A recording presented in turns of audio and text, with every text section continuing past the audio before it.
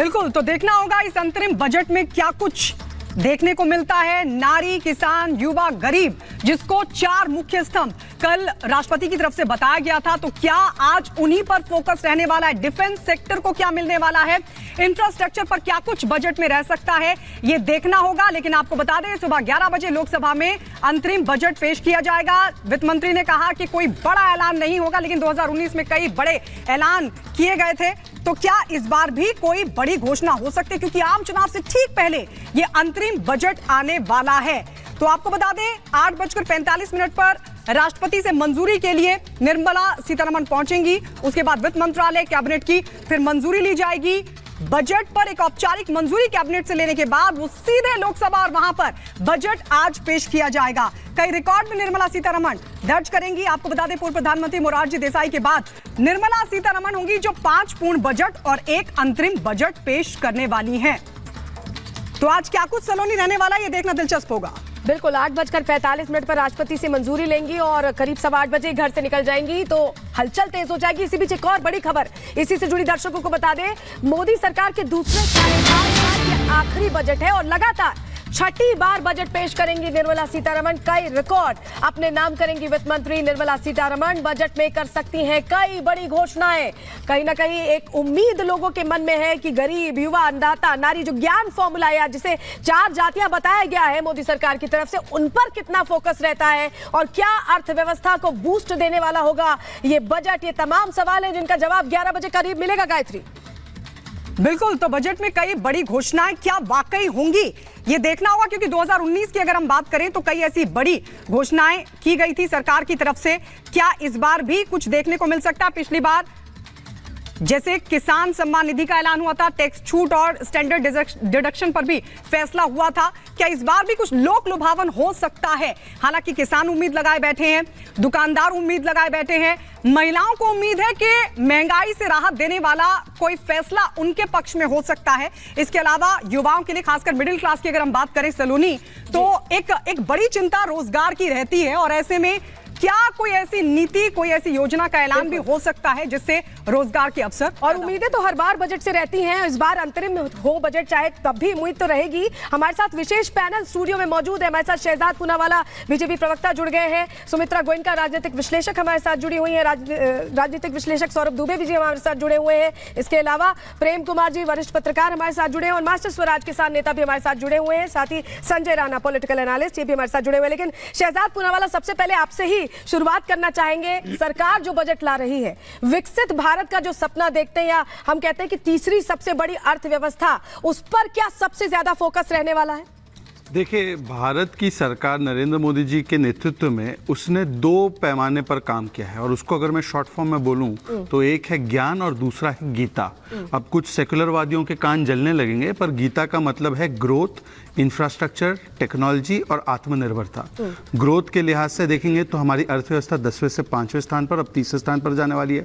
Fastest growing largest economy बन चुकी है। इंफ्रास्ट्रक्चर में देखें तो 10 लाख करोड़ का निवेश आज कैपेक्स एक्सपेंडिचर में किया जा रहा है। आपको एक उदाहरण देता हूं कि 25,000 करोड़ प्रतिवर्ष हम लोग हाईवेज पे खर्च करते थे, आज 2 लाख 2.5 लाख करोड़ हम खर्च करते हैं। रेलवे का बजट 2 लाख करोड़ से अधिक हो चुका है।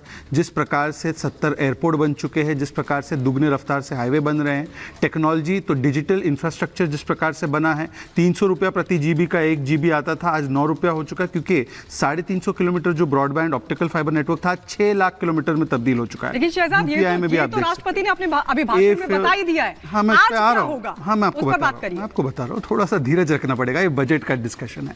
ए फॉर आत्मनिर्भरता। आत्मनिर्भरता का मैं आपको एक पैमाना बता सकता हूँ कि कैसे हम 600 करोड़ रुपए एक्सपोर्ट करते थे डिफेंस में, आज 16,000 करोड़ कर रहे हैं। अब आज के बजट में वही करेंगे जो बार बार हम लोगों ने लगातार जिस पे फोकस रहा है, ज्ञान।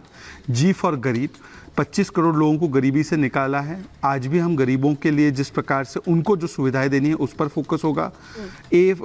वाई फॉर युवा, युवाओं के लिए एम्प्लॉयमेंट का ऐसा इकोसिस्टम क्रिएट किया गया है। 700 स्टार्टअप हुआ करते थे, आज 1 लाख से अधिक स्टार्टअप है। लेबर फोर्स पार्टिसिपेशन रेट बढ़ा है, वर्कर पार्टिसिपेशन रेट बढ़ा है। ईपीएफओ का डेटा देखेंगे तो दुगना हुआ है, इसका मतलब नए लोगों को जॉब्स मिली है। ए फॉर अन्नदाता किसान, बजट एग्रीकल्चर का 5 गुना बढ़ा है, उसमें हम लोगों ने किसान सम्मान निधि जैसी स्कीम्स जोड़ी है। और एन फॉर नारी शक्ति, नारी नारी शक्ति में, चाहे नारी शक्ति वंदन अधिनियम हो, चाहे उनको परमानेंट कमीशन देने की बात हो, या महिलाओं को मुद्रा लोन और जनधन से जोड़ने की बात हो, इन चीजों पर फोकस हमेशा की तरह रहेगा। क्योंकि आपने नारी का जिक्र किया है और सुमित्रा गोयनका हमारे साथ जुड़ी हुई है गायत्री, तो सुमित्रा गोयनका, एक नारी होने के नाते, या ये कहें कि अभी तक जो योजनाएं आई हैं महिलाओं पर केंद्रित, अभी उस पर एक बहुत इंपॉर्टेंट फोकस हम देख रहे हैं सरकार का, तो आपको क्या उम्मीद एक महिला के तौर पर है और क्या चाहते हैं आप कि वाकई इंप्लीमेंट किया जाए महिलाओं के सशक्तिकरण के लिए और बेहतर बनाने के लिए?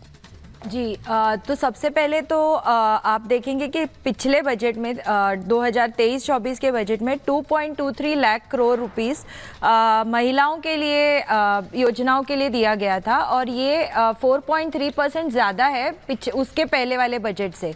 और अगर आप 2013-14 में देखेंगे, कंपेयर करेंगे, तो वो सिर्फ 1 लाख करोड़ था। तो ये राशि जो है ये डबल हो गई है। अगर आप स्कीम्स के बारे में बात करेंगे तो 9 करोड़ महिलाओं को ड्रिंकिंग वाटर अभी टैप से, नल से घर में मिल रहा है। 11.7 करोड़ हाउस होल्ड टॉयलेट्स बन चुके हैं। डीबीटी ट्रांसफर्स महिलाओं के अकाउंट में जा रहे हैं, और जनधन योजना में मेरे ख्याल से 56% महिलाओं के खाते हैं। उज्ज्वला योजना में ऑलमोस्ट 9.6 करोड़ महिलाओं को गैस मिल चुका है उज्ज्वला योजना में। और इससे एक बहुत बड़ी चीज हुई है कि महिलाओं का जो समय है वो बहुत सारी चीजों से हटके, सुमित्रा जी हम आपके पास लौट रहे हैं, शहजाद भी अभी बता रहे थे, लेकिन बड़ा सवाल ये आज क्या मिलने वाला है, क्योंकि हम लगातार फोकस उस पे कर रहे हैं जो जो दिया गया है मोदी सरकार की तरफ से। बहुत सारे लोगों को बहुत सारी उम्मीदें हैं। हम सीधे रुक लेते हैं, हमारी सहयोगी मीनाक्षी इस वक्त हमारे साथ जुड़ रही हैं।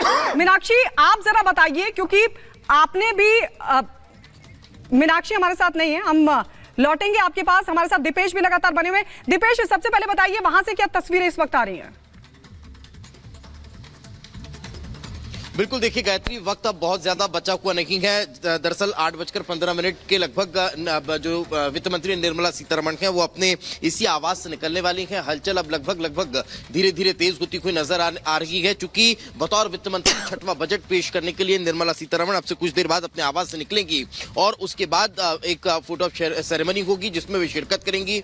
उस दौरान जो बही खाता है 2024 के इस बजट का, 2024 इस लिहाज से चूंकि अंतरिम बजट है, उस बजट में वो तमाम बातें रहने वाली है जिसका लगातार जिक्र हो रहा है। ज्ञान के साथ गीता का भी जिक्र इस बार के बजट में हो रहा है। यहां से निकलने के बाद वे जो बजट डे है, यानी आज के दिन जो बजट बनाने वाली टीम है उसके साथ फोटो क्लिक कराएंगे, और ठीक उसके बाद 8:45 पर राष्ट्रपति भवन के लिए रवाना हो जाएंगी। राष्ट्रपति से उनकी मुलाकात होनी है, बजट की जानकारियां उन्हें देने के बाद, मंजूरी मिलने के बाद वे वहां से संसद भवन के लिए मूव करेंगे, और संसद पहुंचने के बाद ठीक 10 बजे वहां पर कैबिनेट की बैठक होगी और कैबिनेट के सामने इस बजट को रखा जाएगा। उसकी मंजूरी मिलने के बाद 11 बजे ये बजट जो है वो आम जनता के पास के सामने होगा। ये तस्वीरें देख लीजिए, मुकेश आपको तस्वीरें दिखा रखे हैं।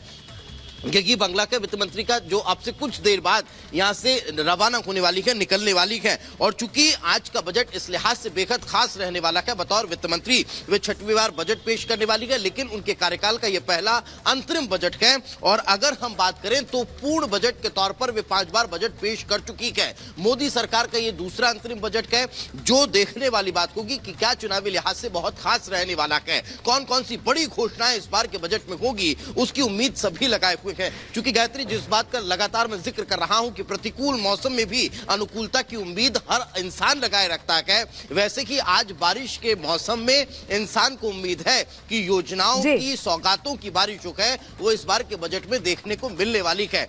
जी बिल्कुल दीपेश, आपके पास हम वापस लौटेंगे जैसे ही निर्मला सीतारमण निकलेंगी। आप तस्वीरें हमें दिखाएगा। हमारे साथ और भी सहयोगी जुड़े हैं, राघवेंद्र हमारे साथ लखनऊ से जुड़े हुए हैं, हमारे साथ गणेश जुड़े हुए हैं आम आदमी पार्टी दफ्तर से, और हमारे साथ विजय भी जुड़े हुए हैं। लेकिन पहले मीनाक्षी के पास चलेंगे। मीनाक्षी, अभी जो तस्वीर हम देख रहे हैं वो गरीबों को, या ये कहें कि नारी, अन्नदाता और युवा पर केंद्रित दिखाई दे रही है। जरा बताइए कि गांव के लोग, जो जनता है, वहां से क्या मानस बना के बैठी है कि इस बार अंतरिम बजट में उनके लिए पिटारे से क्या निकलने वाला है?